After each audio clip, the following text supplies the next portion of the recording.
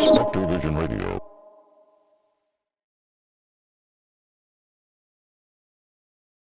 The earliest texts about Merlin tell us that he was born covered in hair.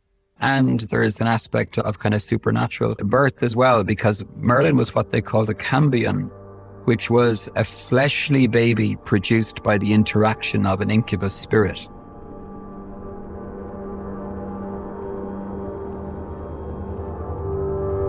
They claim that our eyes will just be created a slightly different from what they are. We talk, we see things are not normal.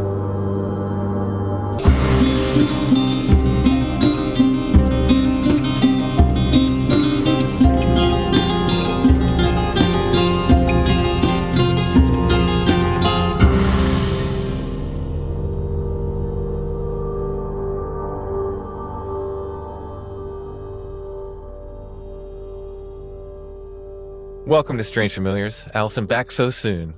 I know, I feel like I never left. It's almost like we're recording both of these intros at the same time. Little peek into how it's made. Strange Familiars, how it's made. So we're continuing with our King Arthur talk tonight with Brother Richard. And in this episode, we get into Merlin, who's, of course, one of my favorites, and more aspects of the legend and what the legends mean and what story means in a way, you know, and how powerful story can be. Then we get into the death of King Arthur. All of the ways that I could find that he supposedly had died and some ideas about where he might be buried. Can I ask you a question? Because I didn't hear all of your discussion. Yeah. I pop in and out, so sometimes I hear the interview and sometimes I don't. Was there a discussion about Guinevere as a woman in white? No, but that's a fantastic idea. So what needs to happen is we probably need to circle back because there are so many characters in these Arthurian legends That correspond to contemporary paranormal sightings? and that are worth digging into. Like, Gawain is my favorite, and we spent almost zero time. I think I brought up Gawain and the Green Knight a couple of times, but really didn't spend any time dissecting that. It would be worth looking in absolutely into Guinevere and into... And I'm sure that in the same way that... I mean, Morgan Le Fay was supposed to rule over the land of the fairies, Arthur's half-sister. Yeah. These are things that we just didn't get into. There's just too many characters. We kind of took a broad overview, but it would definitely be worth getting back into these and looking at these different aspects of them for sure.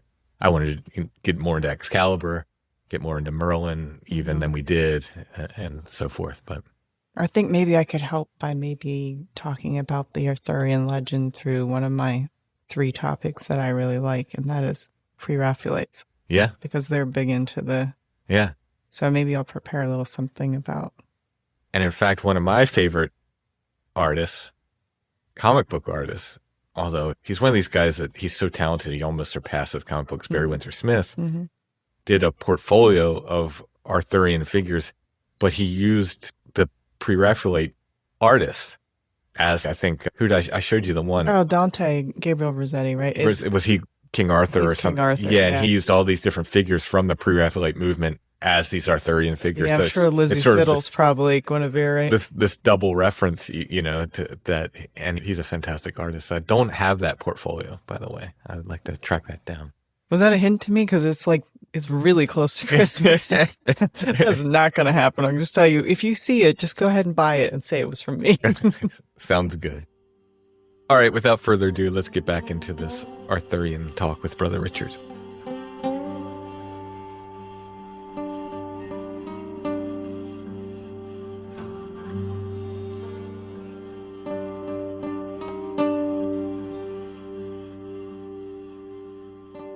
Merlin is a very interesting character, and I think it's Geoffrey Monmouth that first associates him with Arthur. He may be another one of these assemblages of different characters, you know, from that may not have been real people. But he's for Strange Familiars listeners, he does a turn literally as a wild man. He witnesses a great battle and is devastated by what he sees, and turns away from humanity and goes to live in the wilds. And they literally call this his wild man period. He learns to speak to the animals, and so it sort of separates himself from humanity. It's very interesting. Absolutely. The earliest texts about Merlin tell us that he was born covered in hair. So you have this hairy aspect as well, and there's an aspect of kind of supernatural birth as well, because Merlin was what they called a cambion, which was a fleshly baby produced by the interaction of an incubus spirit.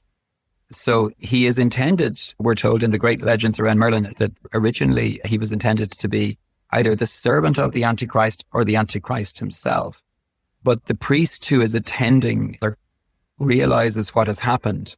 This was Blaise, who later becomes the master of Merlin and who teaches him the ways of magic. And interestingly, he's also a monk and a priest as well in the tradition. But so the moment Merlin's head begins to appear from the mother, literally as immediately as that, Blaise baptizes him immediately. Wow. And so this takes away the influence of the demonic, and Merlin's powers and gifts are immediately put to good use.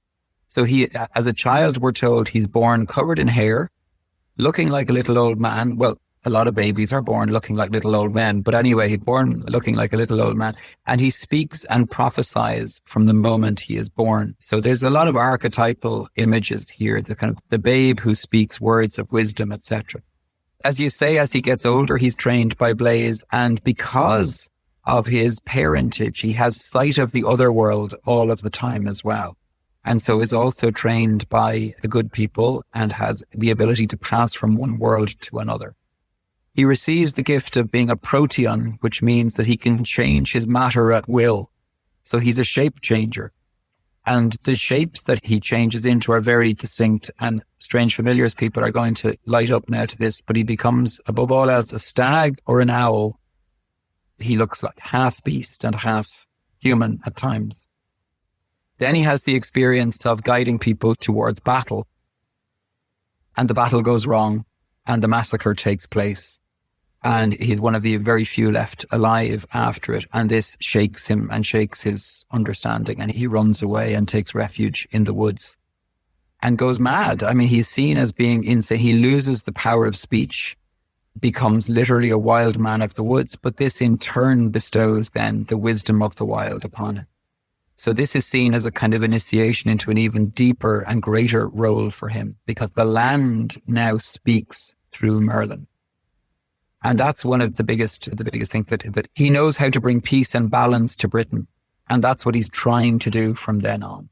There is the story of his youthful days where he has the vision of the red dragon and the white dragon fighting with each other, and a tower that can't last because these dragons are in its foundation, and he manages to bring peace that way. But the plan of Arthur then reveals itself, and he leaves the woods knowing now the language of beasts and birds, which is a very traditional way, by the way, of saying that someone has completed magical initiation or mystical initiation. So just as you have it for Merlin, you also have it for the likes of St. Francis or St. Kevin or whatever, that long periods in the wilderness bestow this ability to converse and communicate with the wild in a new way, to find the divine in the wild, I suppose. Merlin also has an encounter with St. Kentigern, who is one of the early Celtic hermits, and it's Kentigern who gives him back the power of human speech through a blessing.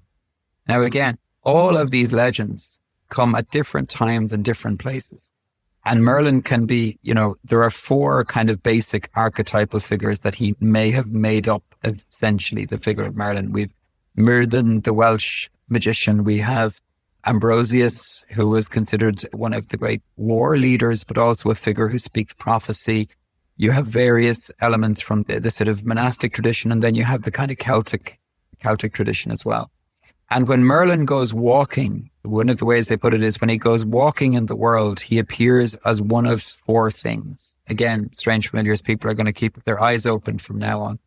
He can appear as an old man with a staff. He can appear as a little boy or a little child who asks questions constantly when he turns up. He can appear as a stag, as we've said before, stag or an owl in his animal form. And he can appear as a monk. And these are the four kind of archetypal images that he can cover himself with when he's out walking in the world. But the way you know you've met him is that after you've had your encounter, you turn around and he's gone. So we've heard those stories many times. Indeed. Yeah. So how does the Grail get woven in, and what is the Grail? We have this understanding it's the cup of Christ. Some people say it's a cup Joseph of Arimathea had and call it some of the blood at the crucifixion in.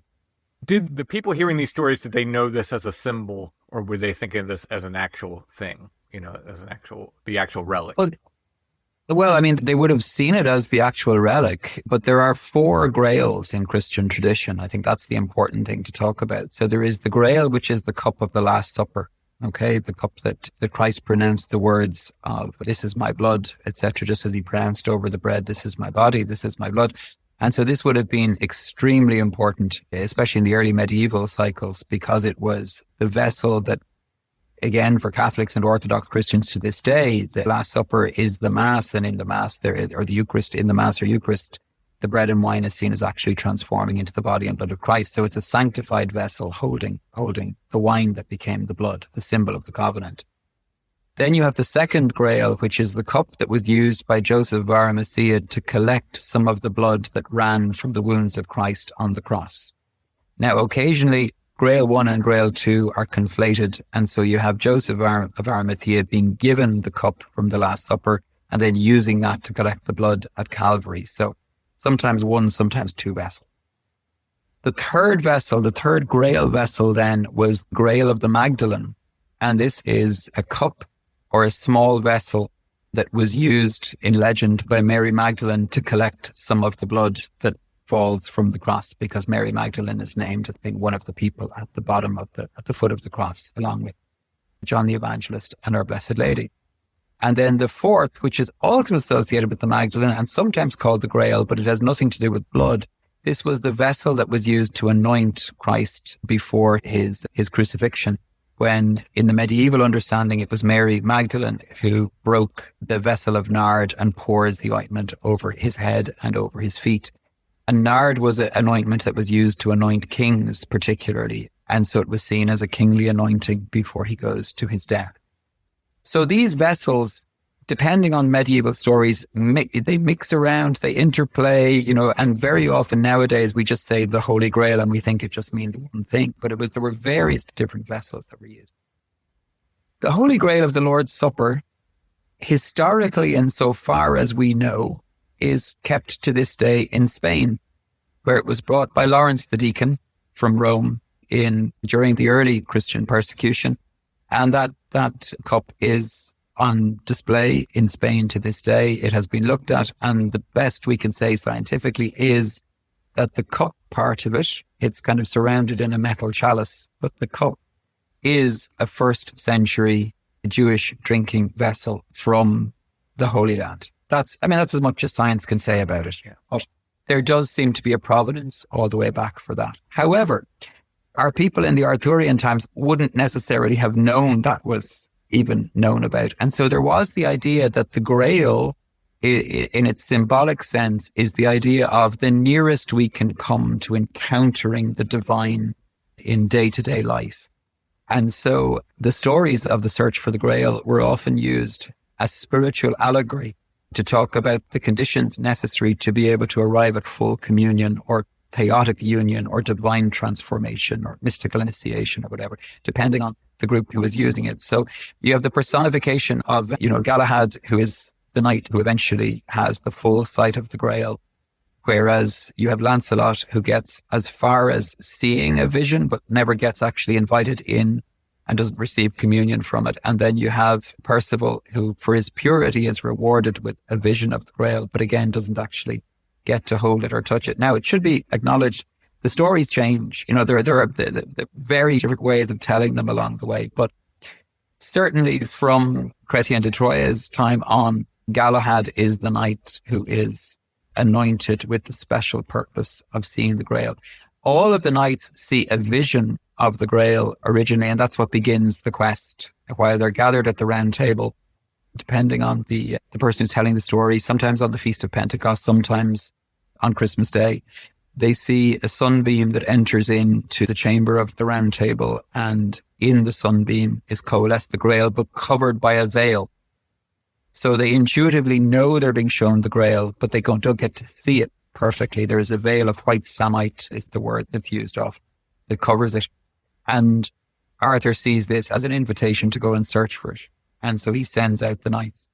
Interestingly, he doesn't try and find it himself. He immediately recuses himself from the quest by saying he knows he is not pure enough to be able to find the Grail. So we have Arthur, the great Arthur, saying this originally. And this is probably because around about the same time, Chrétien weaves in the story of Arthur's dalliance with possibly a cousin, possibly an aunt or whatever, that produces Mordred, who eventually will be the destruction of the Round Table itself. So there's an idea also, it seems in some of the stories, that the Grail is to sort of heal the country as well. So would that have been through like the finding of religion, or is this one of these, earlier Celtic ideas that's coming from this sort of cauldron of plenty, I think it's both. It's a both and answer. I think going back to the very roots of those kind of Grail stories or Graal stories, there's the idea of, finding divine plenty or divine balance in some way, that when we encounter these vessels, what we will receive from them is what the country is in need of. You will receive what you need from these things, and there will be kind of balance and unity brought. The problem is that even as Arthur is sending them out for the Grail, because his own heart isn't pure at the time, the quest is doomed to failure. And even though Galahad receives the vision of it, he doesn't get to actually hold it or bring it back. And by the time he gets back, the war between the other knights has already begun. And so he arrives back to the Battle of Camlan, discovering, with his great news that he found the castle and he's seen the tower and he's seen all that. But he is sent back with the understanding that when you go back, you're going to find everything in disarray. And he does. And so the fellowship is broken. The table itself is actually broken. And we end up with this idea that what we don't approach with reverence, respect, and purity will in the end become our undoing. That you can't just walk into these mystical lands or mystical places and think that how you are in yourself isn't going to have an effect on. So there's a basic spiritual principle there. And of course, later on, symbolically, the Arthurian schema becomes, included in various kind of occultic workings and magical workings and things like that. The 12 core knights become the 12 signs of the zodiac, etc., with all of their kind of talents and problems. And then you have this idea that you can move through mystical initiation by moving through the various nights and seeing in each one of them, a problem to be overcome or a desire to be overcome and a gift to be received.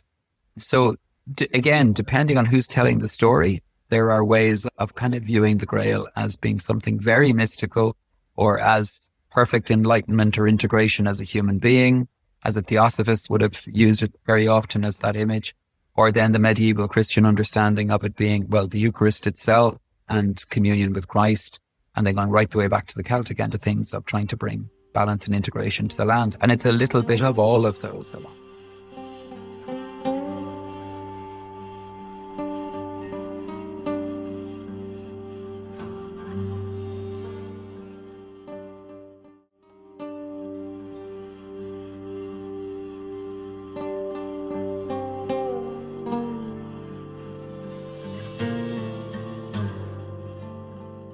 There's so many wonderful characters involved in this, and we simply don't have time to get into every one. All 500 knights. Not only that, but you have your Fisher King, who's this interesting character associated with the Grail. Again, wasn't able to get it himself, correct? He had to be healed by someone else getting the Grail. What's the idea? Yeah. I mean, a very old spiritual principle that the wound that you carry is actually for your own sanctification. And of course, the mark of the Fisher King was bloodied footprints that were left behind. The idea being that if you wanted to get to the path of the place of the Grail, you mightn't get to see the Fisher King, but he would be revealed by the footprint that he left behind. One footprint, because he's only bleeding from one foot as well. So there we go. Very interesting. Very interesting. Yeah. I wanted to touch on the power of story. And I've talked about this in terms of the bridges, for instance, and how I've done the research, and as best I could tell, many of these ghost stories are not true, but yet they convey through to visions people see. People talk about seeing apparitions of people being hanged from these bridges, which again history does not support. We don't think it happened. But there becomes this power to story. And I feel like these Arthurian stories that have been told for centuries, and there's so much to them. There's so much there. Absolutely. I think once we're dealing with archetypal story at all, it's so powerful that it almost has its own existence at this stage, at least in the imaginal realm. Of course, Josh has done huge work on this now with his latest work, the Fourth Wall Phantoms end of things, massively so. But I think when we go back to those kind of legends, I mean, even the fact that they are referred to as the matter of Britain, as though there is Britain, which is the country, the physical country and its physical history, but there is a spiritual or mythological Britain that is actually made of story. And we could say the same for any other country, any other group of people, any family for that matter. But when you get an archetypal story that overarches all of these things and is told, I mean, let's just even wonder, how many times has this story been told? How many people have listened to it? How many people have been inspired by it or have put energy into imagining it? As we've said before on this topic, imagination is one of the faculties of the soul, we would say. And attention is the very energy of the soul. So when you get imagination and attention working together, and they work very well together where oral storytelling is concerned, there is no doubt in my mind but that you are actually dealing with the creation of a narrative that has its own energy and its own ability to manifest and to speak. So I laugh sometimes. Somebody was recently talking about what will religion do if parallel dimensions are proven to exist. And I was like, well, you can call it all you like, parallel dimension, but in terms of the idea of inner worlds or parallel worlds or worlds just out of sight or beyond our perception, we've been speaking about this, all the religions speaking about this forever.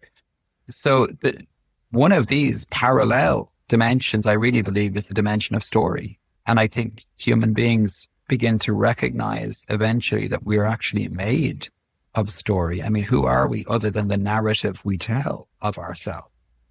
I think it was Watson, one of the great anthropologists, who said we should never have named ourselves Homo sapiens, wise human being. We should have named ourselves Homo narrans, storytelling being. It was the one thing that kind of distinguishes us to some extent, the ability to tell a story and to reflect on it. And so culture begins when a group of people start saying, this is who we are, and this is how we relate to the rest of everything that is. So we begin with cosmological story, and we begin to say we came from here and we hope to go there. And you can't do any of that without story.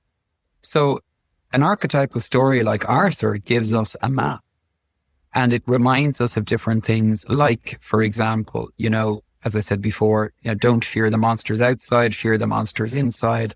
The idea that when gifts are given, you might value the wrong gift in the wrong way. So Arthur is delighted with Excalibur because it's the undefeated sword, but he's given the scabbard, which will heal all wounds.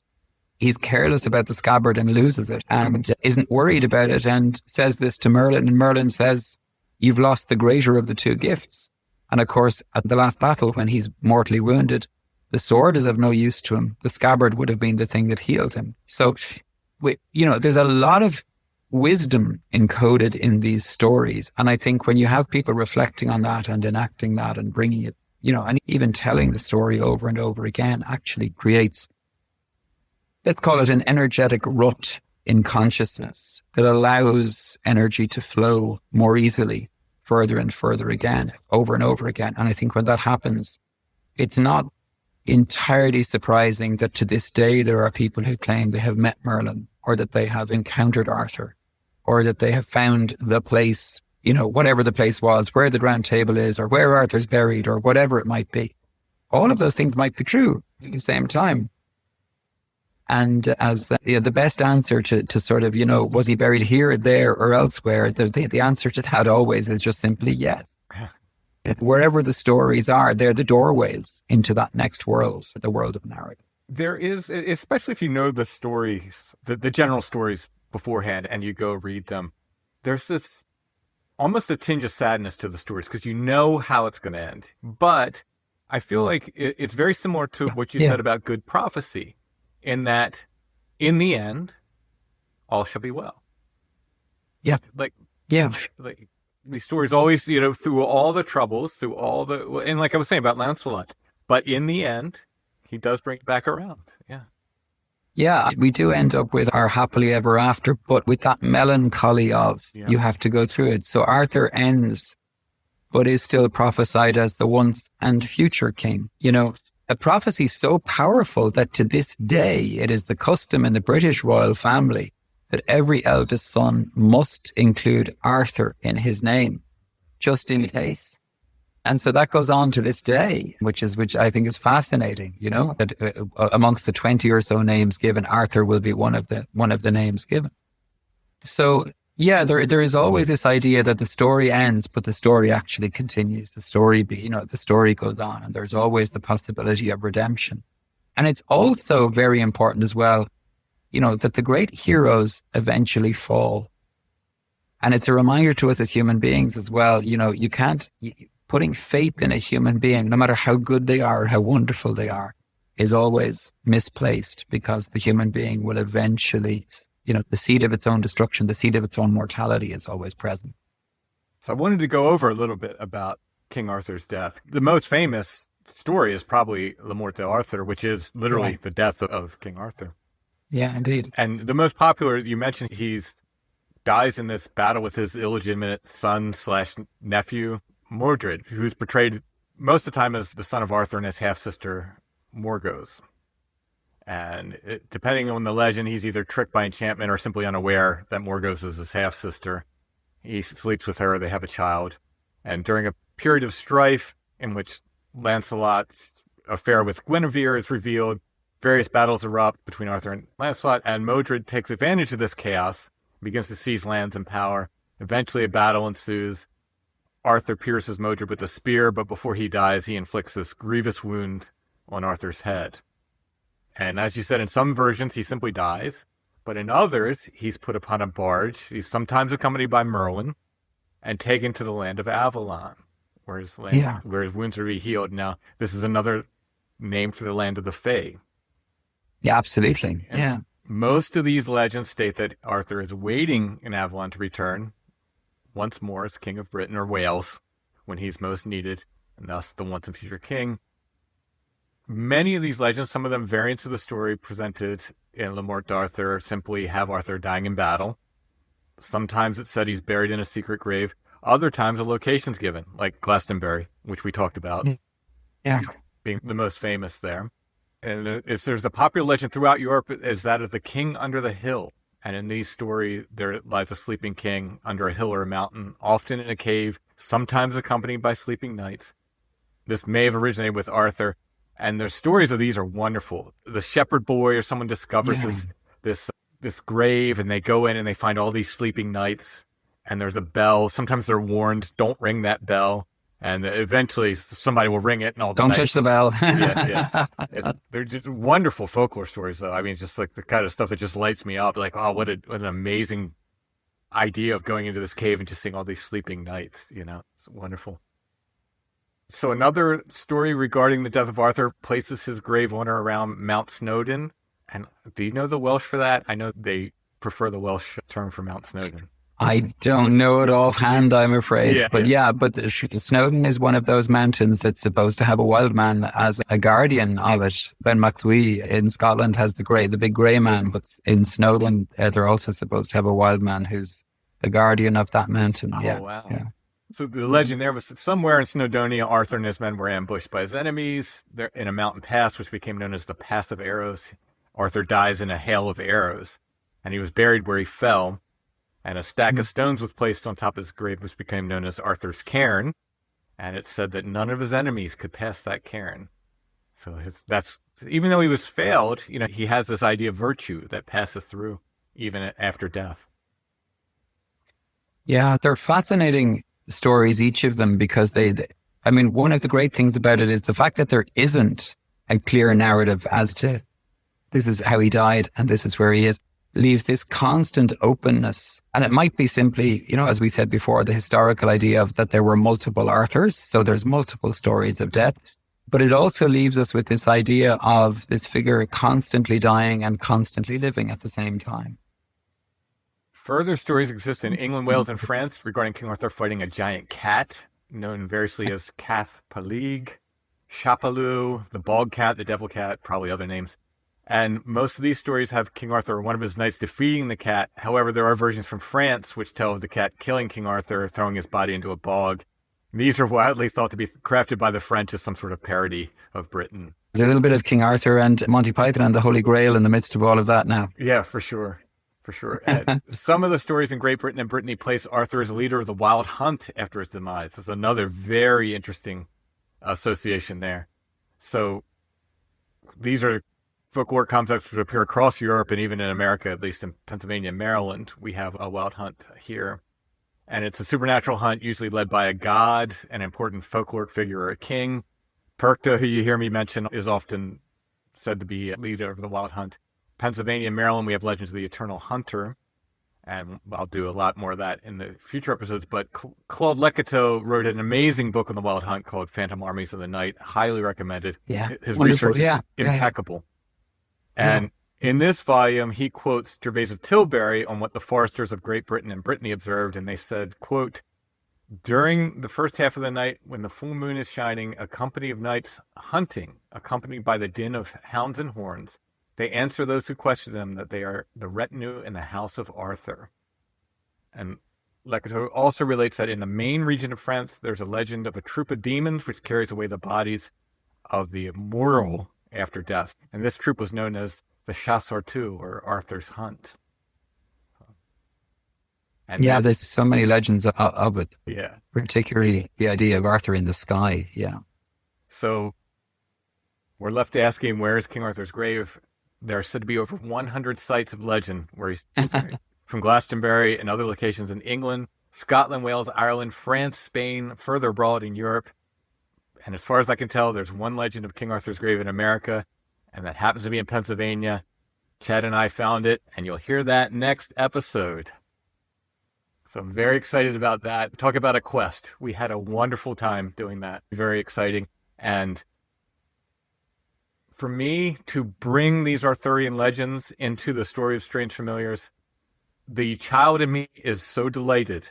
There are certain moments where you get to reward. I feel like some of these Avenger movies were rewarding the 8-year-old me who loved comic books, and I watch these Avengers movies and I'm delighted by that. But this feels very similar. The idea to bring the Arthurian-ness into the sort of Strange Familiars storyland, to me, is absolutely fantastic and amazing to me, and will yield much fruit to come. I'm certain of it. Wonderful. Before I let you go, do you have any favorite Arthurian media? How do you feel about Excalibur? Do you have any favorite movies or more popular things? Well, John Borman we'll certainly speak of, because he made a particularly powerful piece and a wonderful gift. But again, and I've mentioned this before in Strange Familiars, one of the great retellings of the Arthurian, or that brings the Arthurian myth into kind of modern day, and I would encourage everybody in Strange Familiars to read it, is the book The Dark is Rising, which is by Susan Cooper, who's a wonderful folklorist. She brings the Arthurian stuff back into the Welsh end of things beautifully.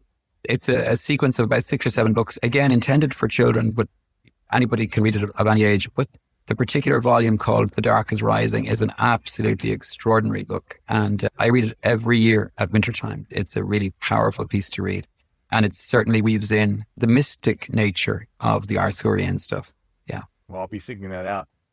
Brother Richard, thank you so much. Thanks for coming on Strange Familiars. Merry Christmas. We'll have you back as soon as we can.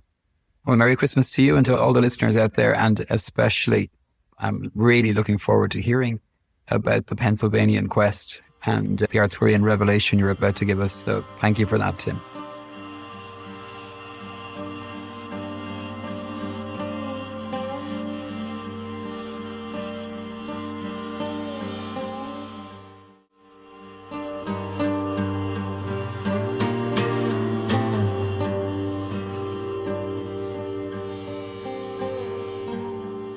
Strange Familiars is brought to you by our patrons. Thank you, patrons. We could not do the show without your help. If you like Strange Familiars, you'd like to help us make the show and get extra content besides, you can become a patron at Patreon. It's patreon.com/strangefamiliars. All of our patrons get commercial-free versions of the weekly shows, plus extra episodes every month. We do at least one full extra episode of Strange Familiars for our patrons every month. Sometimes we do more. Our Patreon patrons also get to participate in an ongoing paranormal experiment. For more information, go to patreon.com/strangefamiliars. If you are on Apple Podcasts, we have an option there. That program's called Patron of the Strange. Our Apple Podcast subscribers also get the commercial-free shows weekly and the extra episodes monthly. Very soon we'll be activating memberships on YouTube, and our YouTube members will get the extra shows monthly as well. By the way, you can subscribe on YouTube for free. Please do that. That helps us out, even if you don't listen to the show there. That's a big help. And I want to thank all of our patrons everywhere, no matter where they're signed up. Thank you so much.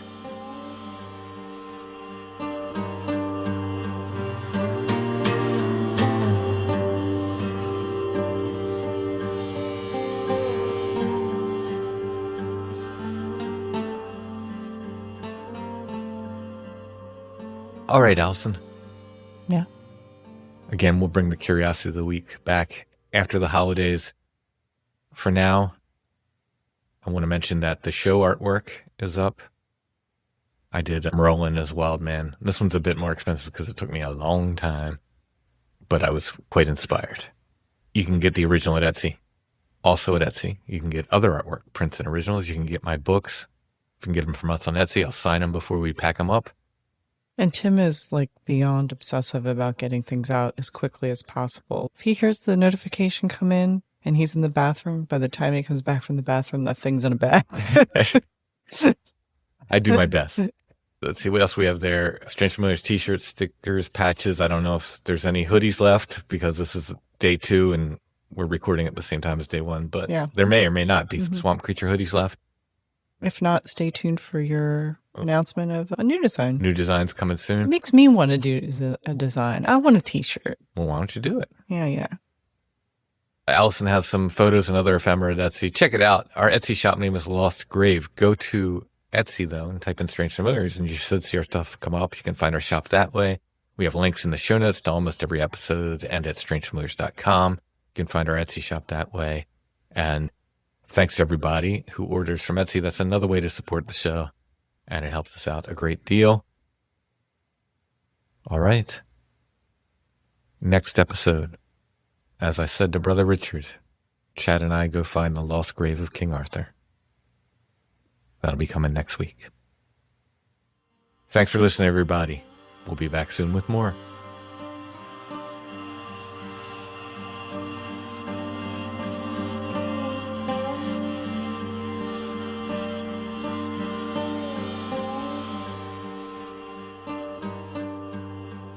Strange Familiars is a production of Dark Holler Arts. Intro and background music is by Stone Breath. If you want to hear more or purchase music, go to stonebreath.bandcamp.com.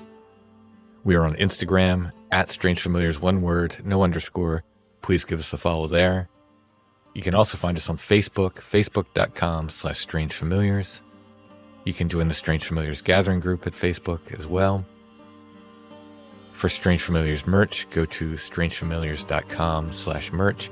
And for everything else, links to everything we do, go to strangefamiliars.com.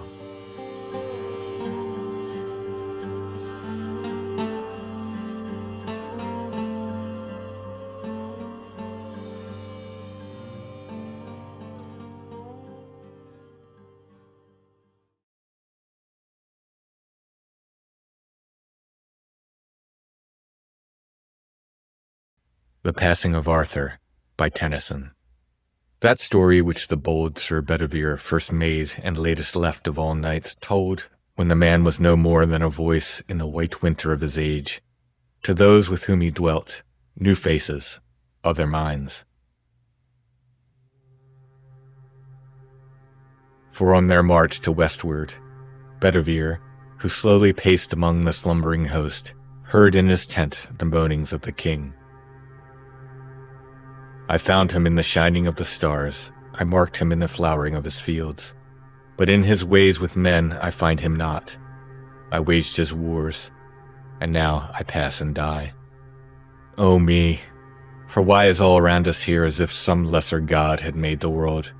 but had not force to shape it as he would, till the high God behold it from beyond, and enter it, and make it beautiful. Or else as if the world were wholly fair, but that these eyes of men are dense and dim, and have not power to see it as it is. Perchance because we see not to the close, for I, being simple, thought to work his will, and have but strick him with sword in vain. And all whereon I leaned in wife and friend is traitor to my peace. And all my realm reels back into the beast, and is no more. My God, thou hast forgotten me in my death. Nay, God my Christ, I pass, but shall not die. Then, ere that last weird battle in the west, there came on Arthur sleeping, Gawain killed in Lancelot's war, the ghost of Gawain blown along a wandering wind, and past his ear went shrilling, hollow, hollow all delight. Hail, King, tomorrow thou shalt pass away. Farewell. There is an isle of rest for thee, and I am blown along a wandering wind, and hollow, hollow, hollow all delight. And fainter onward, like wild birds that change their season in the night and wail their way from cloud to cloud, down the long wind the dream shrilled, but in going mingled with dim cries, far in the moonlit haze among the hills, as of some lonely city sacked by night, when all is lost, and wife and child with wail passed to new lords. And Arthur woke and called, who spake, a dream. O light upon the wind, thine, Gawain, was the voice. Are these dim cries thine, or doth all that haunts the waste in wild mourn, knowing it will go along with me? This heard the bold Sir Bedivere, and spake, O me, my king, let pass whatever will, elves and the harmless glamour of the field, but in their stead thy name and glory cling to all high places, like a golden cloud forever. But as yet thou shalt not pass. Light was Gawain in life, and light in death is Gawain. For the ghost is as the man, and care not thou for dreams from him, but rise. I hear the steps of Modred in the west, and with many of thy people and knights, once thine, whom thou hast loved, but grosser grown than heathen, spitting at their vows in thee. Right well in heart they know thee for the king. Arise, go forth, and conquer as of old. Then spake King Arthur to Sir Bedivere, Far other is the battle in the west, whereto we move than when we strove in youth, and brake the petty kings, and fought with Rome, or thrust the heathen from the Roman wall, and shook him through the north. Ill doom is mine to war against my people and my knights. The king who fights his people fights himself, and they, my knights, who loved me once, the stroke that strikes them dead is as my death to me. Yet let us hence, and find or feel a way through this blind haze which, ever since I saw one lying in the dust at Almesbury, hath folded in the passes of the world. Then rose the king, and moved his host by night, and ever pushed Sir Modred league by league, back to the sunset bound of Lyonesse, a land of old upheaven from the abyss by fire to sink into the abyss again, where fragments of forgotten peoples dwell, and the long mountains ended in a coast of ever-shifting sand, and far away the phantom circle of the moaning sea. There the pursuer could pursue no more, and he that fled no further fly the king. And there, that day when the great light of heaven burned at his lowest in the rolling year, on the waste sand by the waste sea they closed. Nor ever yet had Arthur fought a fight like this last, dim, weird battle of the west. A death-white mist slept over sand and sea, whereof the chill to him who breathed it drew down with his blood, till all his heart was cold with formless fear, and even on Arthur fell confusion, since he saw not whom he fought, for friend and foe were shadows and mist, and friend slew friend, not knowing whom he slew. And some had visions out of golden youth, and some beheld the faces of old ghosts looking upon the battle, and in the mist was many a noble deed, many a base, and chance and craft and strength in single fights, and ever and anon, with host to host, shocks, and the splintering spear, the hard mail hewn, shield breakings, and the clash of brands, the crash of battle axes on shattered helms, and shrieks after the Christ of those who falling down looked up for heaven and only saw the mist.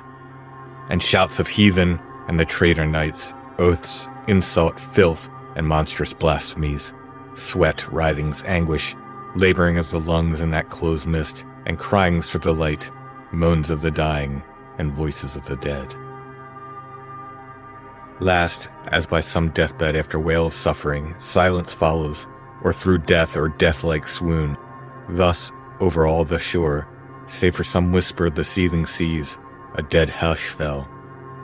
But when the dolorous day grew drear toward twilight falling, came a bitter wind, clear from the north, and blew the mist aside, and with that wind the tide rose, and the pale king glanced across the field of battle, but no man was moving there, nor any cry of Christian heard thereon, nor yet of heathen, only the wan wave breaking among dead faces, to and fro swaying the helpless hands, and up and down tumbling the hollow helmets of the fallen, and shivered brands that once had fought with Rome, and rolling far along the gloomy shores the voice of days of old and days to be. Then spake King Arthur to Sir Bedivere, and whither than the mist that all day long had held the field of battle was the king. Hearest thou this great voice that shakes the world and wastes the narrow realm whereon we move, and beats upon the faces of the dead, my dead, as though they had not died for me? O Bedivere, for on my heart hath fallen confusion, till I know not what I am, nor whence I am, nor whether I be king. Behold, I seem but king among the dead. Then spake the bold Bedivere, my king, king everywhere. And so the dead have kings, there also will I worship thee as king. Yet still thy life is whole, and still I live who love thee. But who hates thee? He that brought the heathen back among us yonder stands, Modred, unharmed, the traitor of thine house. Then spake the king, my house has been my doom. But call not thou this traitor of my house, who hath but dwelt beneath one roof with me. My house are rather they who swore my vows, yea, even while they break them, owned me king, and well for thee sang in my dark hour, when all the purport of my throne hath failed, that quick or dead thou holdest me for king. King am I, whatsoever be their cry, and one last act of kinghood shalt thou see, yet ere I pass. And uttering this, king made at the man. Then Modred smote his liege hard on that helm, which many a heathen sword had beaten thin, while Arthur at one blow striking the last stroke with Excalibur slew him, and all but slain himself he fell. So all day long the noise of battle rolled among the mountains by the winter sea, until King Arthur's table, man by man, had fallen in lioness about their lord, King Arthur. Then, because his wound was deep, the bold Sir Bedivere uplifted him, and bore him to a chapel nigh the field, a broken chancel with a broken cross, that stood on a dark strait of barren land. On one side lay the ocean, and on one lay a great water, and the moon was full. Then spake King Arthur to Sir Bedivere, the sequel of today unsolders all the goodliest fellowship of famous knights, whereof this world holds record. Such a sleep they sleep, the men I loved. I think that we shall never more, at any future time, delate our souls with talk of knightly deeds, walking about the gardens and the halls of Camelot, as in the days that were. I perish by this people which I made, though Merlin swear that I should come again to rule once more. But let what will be, be. I am so deeply smitten through the helm that without help I cannot last till morn. And therefore take my brand Excalibur, which was my pride, for thou remembered how in those old days, one summer noon, an arm rose up from out the bosom of the lake, clothed in white samite, mystic, wonderful, holding the sword, and how I rode across and took it, and have worn it like a king. And wheresoever I am sung or told in aftertime, this also shall be known. But now delay not, take Excalibur, and fling him far into the middle mere. Watch what thou seest, and lightly bring me word. To him replied the bold Sir Bedivere, it is not meet, Sir King, to leave thee thus, aidless, alone, and smitten through the helm. A little thing may harm a wounded man. Yet I thy hest will perform at full. Watch what I see, and lightly bring thee word. So saying, from the ruined shrine he stepped, and in the moon athwart the place of tombs, where lay the mighty bones of ancient men, old knights, and over them the sea wind sang, shrill, chill, with flakes of foam. He, stepping down by zigzag paths and juts of pointed rock, came on the shining levels of the lake.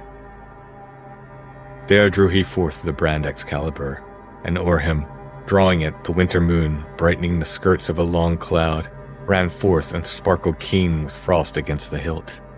For all the haft twinkled with diamond sparks, myriads of topaz lights, and jacinth work of subtlest jewelry. He gazed so long that both his eyes were dazzled as he stood, this way and that dividing the swift mind, in act to throw, but at last it seemed better to leave Excalibur concealed there in the many knotted water flags that whistled stiff and dry about the marge. So strode he back slow to the wounded king. Then spake King Arthur to Sir Bedivere, "Hast thou performed my mission which I gave? What is it thou hast seen, or what hast heard?" An answer made the bold Sir Bedivere, "I heard the ripple washing in the reeds, and the wild water lapping on the crag." To whom replied King Arthur faint and pale, "Thou hast betrayed thy nature and thy name, not rendering true answer, as beseemed thy fealty, nor like a noble knight. For sure sign had followed either hand, or voice, or else a motion of the mirror. This is a shameful thing for men to lie, yet now, I charge thee quickly, go again, as thou art lief and dear, and do the thing I bade thee, watch, and lightly bring me word." Then went Sir Bedivere the second time across the ridge, and paced beside the mere, counting the dewy pebbles fixed in thought. But when he saw the wonder of the hilt, how curiously and strangely chased, he smote his palms together, and he cried aloud, "And if indeed I cast the brand away, surely a precious thing, one worthy note, should thus be lost forever from the earth, which might have pleased the eyes of many men. What good should follow this, if this were done? What harm undone? Deep harm to disobey, seeing obedience is bound of rule. Were it well to obey then, if a king demand an act unprofitable against himself? The king is sick, and knows not what he does. What record or relic of my lord should be to aftertime, but empty breath and rumors of doubt? But were this kept stored in some treasure house of mighty kings, someone might show it at a joust of arms, saying, 'King Arthur's sword, Excalibur, wrought by the lonely maiden of the lake. 9 years she wrought it, sitting in the deeps upon the hidden bases of the hills.' So might some old man speak in the aftertime to all the people, winning reverence. But now much honor and fame were lost." So spake he, clouded with his own conceit, and hid Excalibur the second time, and so strode back slow to the wounded king. Then spoke King Arthur, breathing heavily, "What is it thou hast seen, or what hast heard?" An answer made the bold Sir Bedivere, "I heard the water lapping on the crag, and the long ripple washing in the reeds." To whom replied King Arthur, much in wrath, "Ah, miserable and unkind, untrue, unknightly, traitor-hearted, woe is me! Authority forgets a dying king, laid widowed of the power in his eye that bowed the will. I see thee what thou art, for thou, the latest left of all my knights, in whom should meet the offices of all, thou wouldst betray me for the precious hilt, either from lust of gold, or like a girl valuing the giddy pleasure of the eyes. Yet, for a man may fail in duty twice, and the third time may prosper, get thee hence. But if thou spare to fling Excalibur, I will arise and slay thee with my hands." Then quickly rose Sir Bedivere, and ran, and leaping down the ridges, lightly plunged among the bulrush reeds, and clutched the sword, and strongly wheeled and threw it. The great brand made lightnings in the splendor of the moon, and flashing round and whirled in an arch, shot like a streamer of the northern morn, seen where the moving isles of winter shock by night, with noises of the northern sea. So flashed and fell the brand Excalibur. But ere he dipped the surface rose an arm, clothed in white samite, mystic, wonderful, and caught him by the hilt, and brandished him 3 times, and drew him under in the mere. And lightly went the other to the king.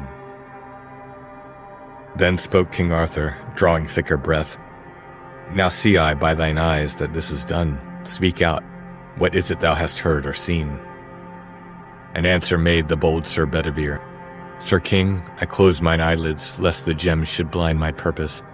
For I never saw, nor shall see, here or elsewhere, till I die, nor though I live 3 times of mortal men, so great a miracle as yonder hilt."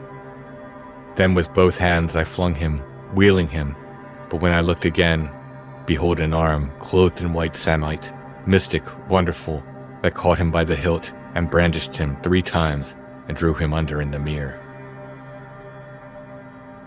And answer made King Arthur, breathing hard: "My end draws nigh, 'tis time that I were gone. Make broad thy shoulders to receive my weight, and bear me to the margin, yet I fear my wound hath taken cold, and I shall die." So saying, from the pavement he half rose, slowly, with pain, reclining on his arm, looking wistfully with wide blue eyes, as in a picture. Him Sir Bedivere remorsefully regarded through his tears, and would have spoken, but he found not words. Then took with care, and kneeling on one knee, o'er both his shoulders drew the languid hands, and rising, bore him through the place of tombs. But as he walked, King Arthur panted hard, like one that feels a nightmare on his bed when all the house is mute. So sighed the king, muttering and murmuring at his ear, "Quick, quick, I fear it is too late and I shall die." But the other swiftly strode from ridge to ridge, clothed with his breath, and looking, as he walked, larger than human on the frozen hills. He heard the deep behind him and a cry before. His own thought drove him like a goad.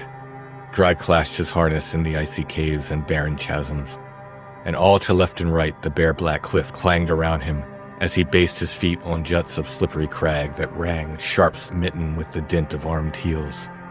And on a sudden lo, the level lake, and the long glories of the winter moon. Then saw they how there hove a dusky barge, dark as a funeral scarf from stem to stern, beneath them, and descending they were aware that all the decks were dense with stately forms, black-stoled, black-hooded, like a dream.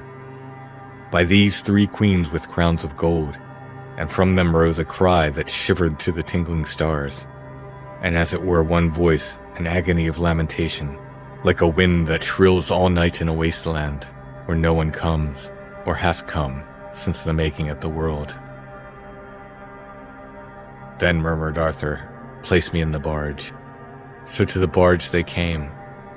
There those 3 queens put forth their hands, and took the king, and wept. But she that rose the tallest of them all, and fairest, laid his head upon her lap, and loosed the shattered casque, and chafed his hands, and called him by his name, complaining loud, and dropping bitter tears against a brow striped with dark blood. For all his face was white and colorless, and like the withered moon smote by the fresh beam of the springing east, and all his greaves and cuisses dashed with drops of onset, and the light and lustrous curls that made his forehead like a rising sun, high from the dais throne, or parched with dust, or clotted into points and hanging loose, mixed with the nightly growth that fringed his lips. So like a shattered column lay the king, not like Arthur who, with lance in rest, from spur to plume a star of tournament, shot through the lists at Camelot, and charged before the eyes of ladies and kings. Then loudly cried the bold Sir Bedivere, "Ah, my lord Arthur, whither shall I go? Where shall I hide my forehead and my eyes? For now I see the true old times are dead, when every morning brought a noble chance, and every chance brought out a noble knight. Such times have been not since the light that led the holy elders with the gift of myrrh. But now the whole round table is dissolved, which was an image of the mighty world, and I, the last, go forth companionless, and the days darken round me, and the years, among new men, strange faces, other minds." And slowly answered Arthur from the barge, "The old order changeth, yielding place to new, and God fulfills himself in many ways. Lest one good custom should corrupt the world, comfort thyself. What comfort is in me? I have lived my life, and that which I have done may he within himself make pure. But thou, if thou shouldest ever see my face again, pray for my soul. More things are wrought by prayer than this world dreams of. Wherefore let thy voice rise like a fountain for me, night and day. For what are men better than sheep or goats that nourish a blind life within the brain, if, knowing God, they lift not hands of prayer, both for themselves and those who call them friend? For so the whole round earth is every way bound by gold chains about the feet of God. But now farewell. I am going a long way with these thou seest, if indeed I go. For all my mind is clouded with doubt, the island valley of Avalon, where falls not hail, nor rain, or any snow, nor ever any wind blows loudly, but it lies deep meadowed, happy, fair with orchard lawns and bowery hollows crowned with summer sea, where I will heal me of my grievous wound. So said he, and the barge, with oar and sail, moved from the brink, like some full-breasted swan that, fluting a wild carol ere her death, ruffles her pure cold plume, and takes the flood with swarthy webs. Long stood Sir Bedivere revolving many memories, till the hull looked one black dot against the verge of dawn, and on the mirror the wailing died away. But when that moan had passed evermore, the stillness of the dead world's winter dawn amazed him, and he groaned, "The king is gone," and therewithal came him the weird rhyme, "From the great deep to the great deep he goes."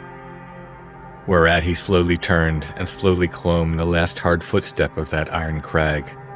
Thence marked the black hull moving yet, and cried, "He passes to be king among the dead, and after healing of his grievous wound he comes again.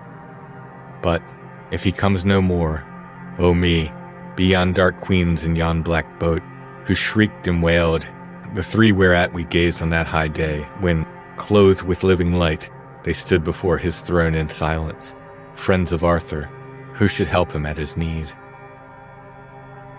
Then from the dawn it seemed there came but faint, as from beyond the limits of the world, like the last echo born of a great cry, sounds, as if some fair city were one voice around a king returning from his wars.